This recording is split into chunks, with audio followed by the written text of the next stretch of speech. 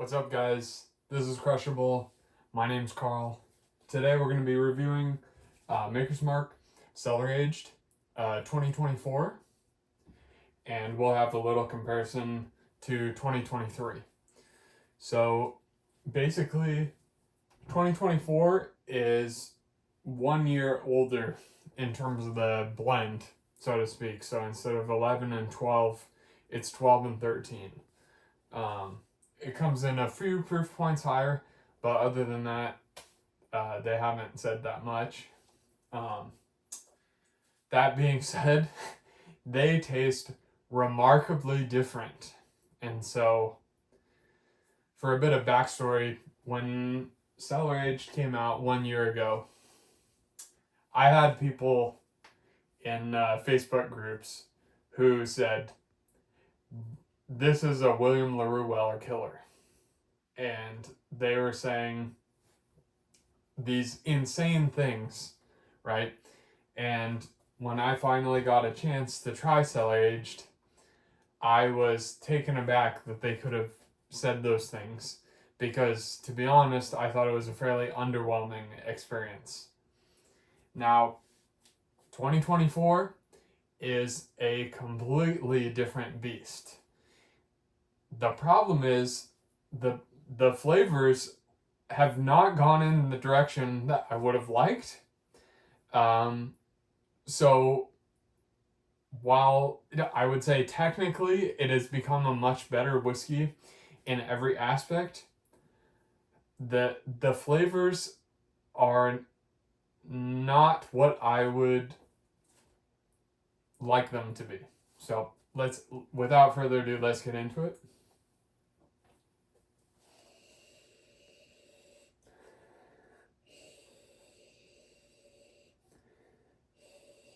So right off the bat, the two dominant flavors on the nose for me are teriyaki sauce and Sharpie pen, or dry erase marker. So there's a hint of like ethanol there too, almost like gasoline or something, but that's a little bit underneath it. And then there is one fruity aspect to it. I would say it's more of a blueberry here. But yeah, it's really reminding me of like kindergarten or elementary school or something, and I'm sitting there with like Sharpies drawing with a plate of teriyaki chicken or something. It's not a direction I usually see bourbon go, and it's very off-putting. And these flavors are so strong on the nose that I'm sure there's more complexity here going on here. And this is a fresh crack. I mean, it was a few days ago, and we've taken a few pours out of it. So it could be that it gets better as time goes on, because the 2023 certainly has got better as it's gotten lower. But this is just dominant with these like savory off-putting flavors. The thing that actually comes to mind is like Springbank. If you guys didn't know, Springbank's a single malt whiskey, and to me it has kind of that Sharpie pen in spades, or like almost a asphalt kind of flavor too, and it can be very divisive. So it's like, I'll have customers come in all the time and they'll say like Springbank's my favorite scotch, and I'm like, I don't know how you could possibly say that, because like, just go smell a Sharpie pen, you know? And I'm kind of having the same experience here, where it's like smelling this, it's like, how could you even possibly say this compares to WLW? Because the flavors that are on the nose here are like not even in the same league.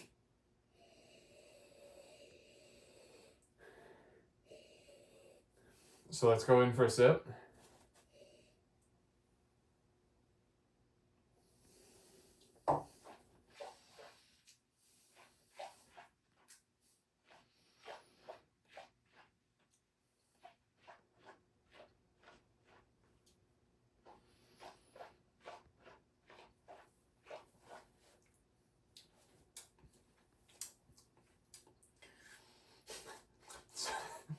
So on the palate, this is where it does start to compete with WLW, but not in the ways you're expecting. Flavor wise, they're nothing alike. Okay, WLW's like these fruity dessert notes. Like the one I recently tasted, I said like raspberry cinnamon oatmeal. Um, Here, I'm getting that teriyaki chicken. I'm getting like a Sharpie pen or something. I haven't tasted a Sharpie pen, but it's like I'm imagining that's what it would taste like. I'm getting like some ethanol kind of flavors, and then it's like rolling over. But the thing is, up front, it's so oily and viscous and creamy, right? That's kind of the thing about cast strength, like well aged cast strength wheated bourbons, is that they get insanely creamy, and this texture, you're not gonna find it in like normal bourbons, and so I think that's part of why like people go so crazy for WLW. Um, and this has it in spades. Like the texture is very similar to a much more expensive Weller product from Buffalo Trace. That being said, these flavors are like so off-putting. So then you get into the finish, and I start to get like a hint of like raspberry or blueberry, like some kind of berry, but it's dominated by leather, and it's a little spicy. Uh, as in the proof isn't as apparent up front, but then the proof becomes very apparent on the finish, and kind of mars the whole experience in a way, just because that texture up front is sublime. It is like it is exactly what I want from a wheated bourbon, which is why the flavors here are so disappointing. Now that being said, if you're like someone who likes savory flavors, or like you like off-profile flavors, I wouldn't discount this.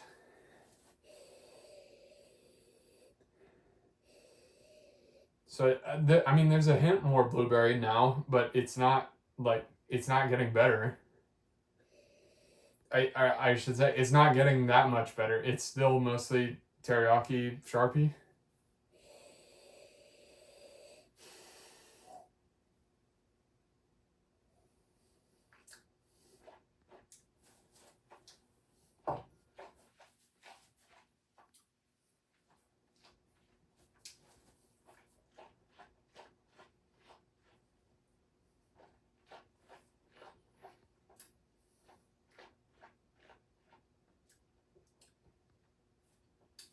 Yeah, it's like you took molasses, gasoline,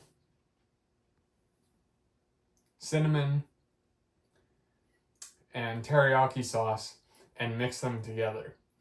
Um, it's just coating my whole palate in this extraordinary way, uh, and just like dripping down my jawline, dripping down the back of my throat. Just this like waves of creaminess and radiating heat. Um, it just the whole like mouthfeel and the kind of presentation of the flavors are like just appearing like as the best wheated bourbons do. But these flavors are just not my thing at all. Um, so it's just very much a double-edged sword. If these are the kind of flavors you enjoy, then like at $400, like it's like game over. Like, you know, your only comparison really is WLW, and that is at least 3 times more expensive. So technically, like, there isn't really a competition, like dollar wise, just because this punch is punching so far above its weight class now. So before we talk about that, let's go to the 2023.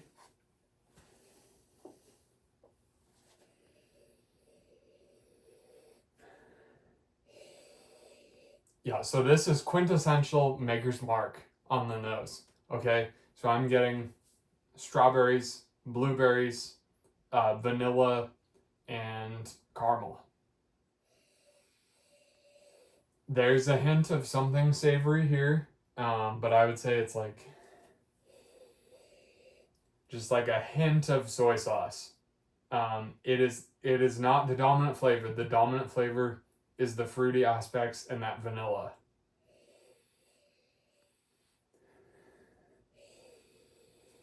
So nose wise, the 2023 instantly wins.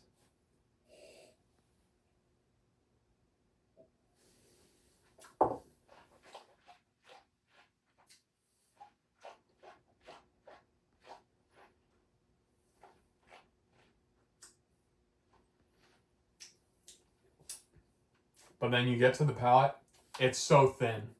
It's like drinking water in comparison. The oiliness is gone. The creaminess, it's gone. It just tastes like Maker's Mark. The flavors are much better than regular Maker's Mark. I'll give it that. The raspberries coming through, the blueberries coming through, vanilla, caramel, and it's like a rich vanilla bean.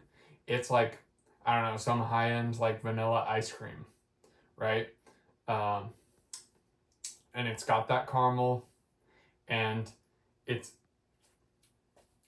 the flavors are all, and I will say the one mark on the flavor profile, the finish, it gets into that kind of chalky aspect some Maker's Mark products get, but it's very minor, and it's not like that in a bad way. It just kind of leaves your palate like a little bit dried almost, but neither of these are oaky.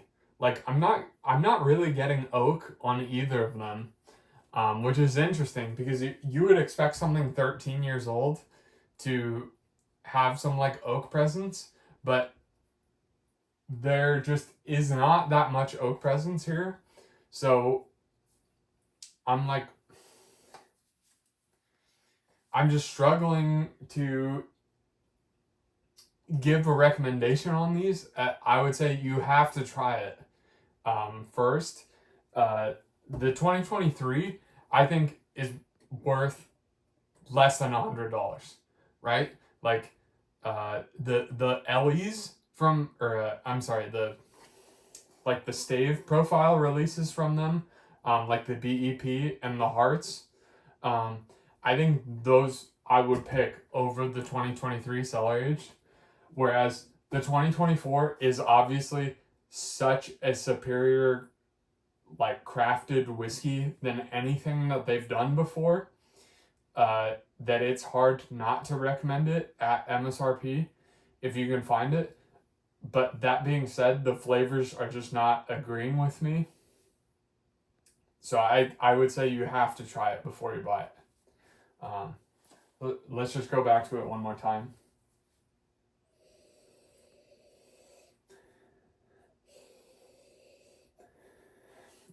The savory notes are like even more apparent on the nose after the 23. They get like worse. Now it's like all soy sauce. My friend was saying like soy sauce and chlorinated swimming pool, and like I could see that too.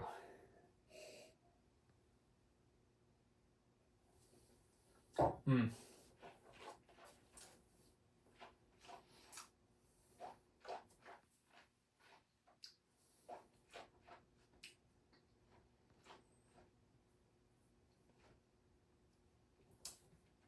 the oiliness, the creaminess, it's back. And at times, like if you close your eyes, you try to forget about those savory notes. You almost feel this like you're like chewing on leather or something. And it's just like an amazing experience that very few wheated bourbons capture. But, then you remember those savory flavors and